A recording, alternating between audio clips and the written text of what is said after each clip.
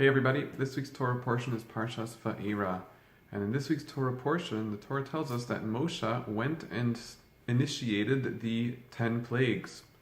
Now it's interesting just to take a moment to focus on the fact that throughout the entire Torah, the name that the Torah chooses to call the greatest person in Jewish history, Moshe, is Moshe. Now Moshe was not his birth name. That was not the name his parents gave him at birth. And he had many, many names, as the Medrash tells us, all of them with very deep and profound meaning.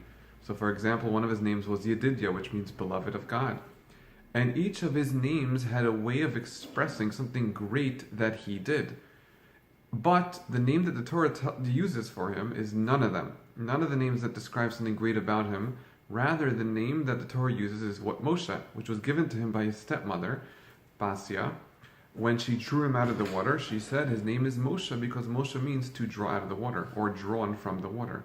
Now, out of all the names that Moshe had, which each one had a very deep and profound meaning of something that showed how great he was, why did the Torah decide to use, or why did God decide for the rest of history to use the name that means nothing more than something that was done to him, not something he did or achieved, but something that was done to him?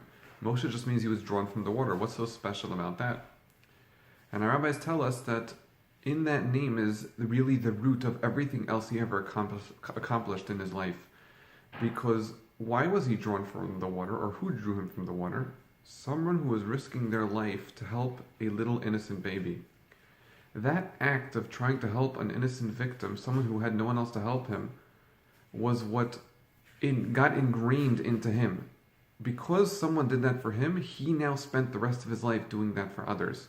So Hashem chose to use the name Moshe because Moshe was really drawn from the water, symbolized where he got the strength and where he got the determination to spend the rest of his life helping others. Because it was done for him, he now passed that on to others through what he did. On behalf of Makar, Shabbat Shalom.